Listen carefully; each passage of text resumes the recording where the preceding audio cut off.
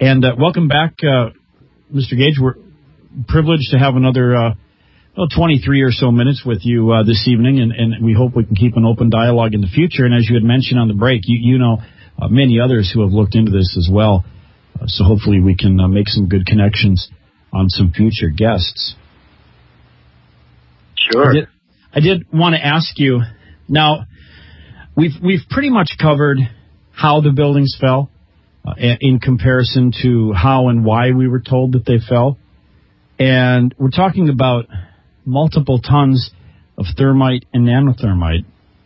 And from your studies of the building itself, the structures, especially of the Twin Towers, it would only be speculation, but could you see a possibility of those charges or that material being able to be put into the building somehow with that activity being undetected? Yeah, great question. One would have to have access into the elevator shafts to plant these cutter charges, thousands of them, throughout the core columns and beams in the building.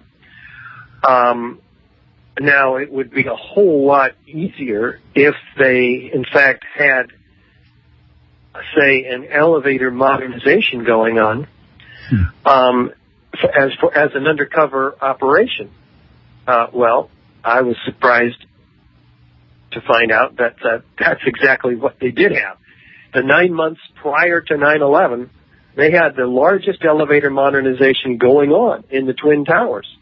And each of these elevators were under shutdown in turn, and there was 85 employees of ACE Elevator, in fact, in the buildings when the plane hit the first tower. So they fled, by the way. These are experts in the delivery systems for the victims. And fire departments rely on the expertise of these people to be on hand for such emergencies. It was quite a scandal, in fact, documented by USA Today that they actually fled. So that's interesting. But we certainly want an investigation of ACE Elevator, who went out of business shortly after 9/11. And the security company, under whose nose would have had to have traveled up to 100 tons of very high-tech nanothermite and other explosives, perhaps. We know that bomb-sniffing dogs were removed at least the week or weekend prior to 9/11. We need some. We know that the gypsum board enclosure around the elevator shafts, which is fireproofing for each of the shafts, would have provided an explanation for the quantities of light dust and powder which tenants found on their desks and so forth throughout the building, which could have been a product of an elevator modernization as well. But it certainly would have had to have been cut through in a massive way to get from the elevator shafts to the ceiling area between the floor and the ceiling, the interstitial space, we call it in the industry. Which is where materials could have been placed. Now, in addition, it's quite interesting to know that there was a fireproofing upgrade in the months and years prior to 9/11 in each of the two towers in about a 10-story area above and below the point of jet plane impacts in each building. This is documented by Kevin Ryan and can be seen in the Journal of 9/11studies.com, where there's a fascinating array of fairly scientific studies under peer-reviewed conditions there.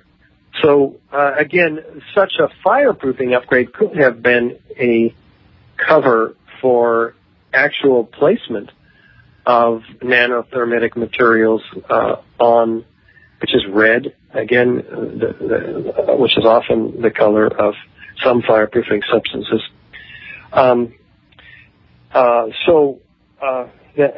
That's one possibility. We don't really know, but an investigation of the few companies that are capable of making nanothermite in the U.S.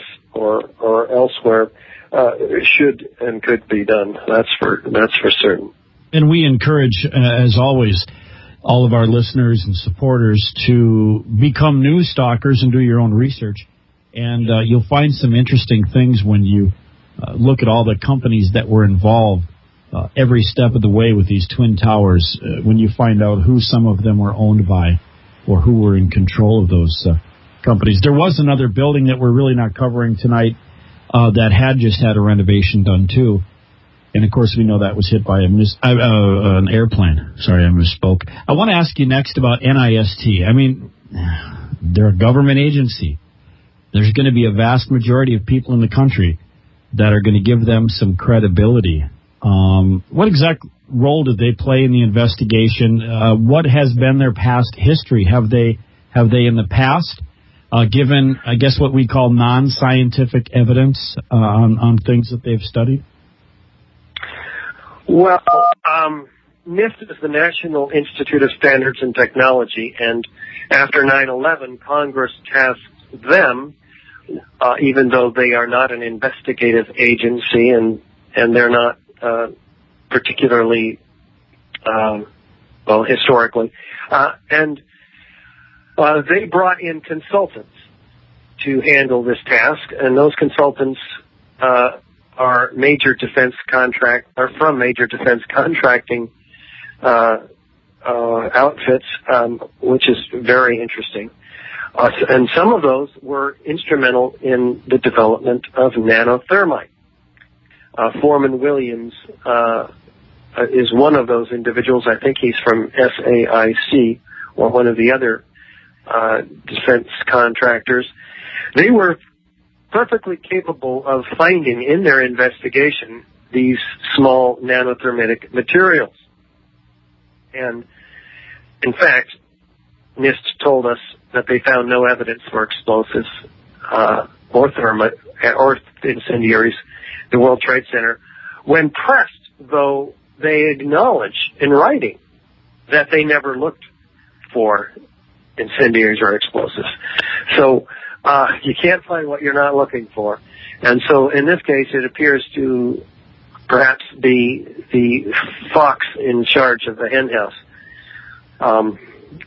We certainly need an investigation that has much more independence, that is unimpeachable, that examines all of the evidence that we've only touched on here, but which is substantially laid out in our milestone DVD, 9/11 Explosive Evidence, Experts Speak Out, and the DVD or video that I think was mentioned earlier, narrated by Ed Asner.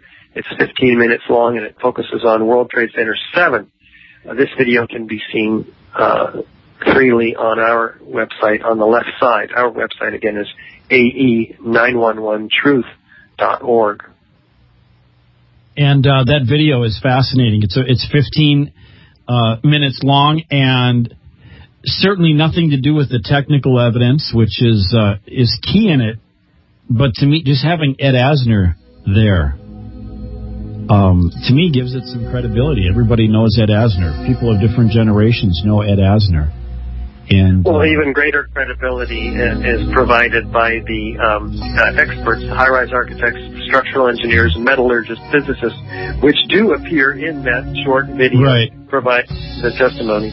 But unfortunately, we do have a mass public that some of that talk may go over the head, but seeing a known person. You know, so many people are so afraid to admit that they'll even think of such a thing. We'll expand on that. We'll be back with Mr. Richard Gage in a minute.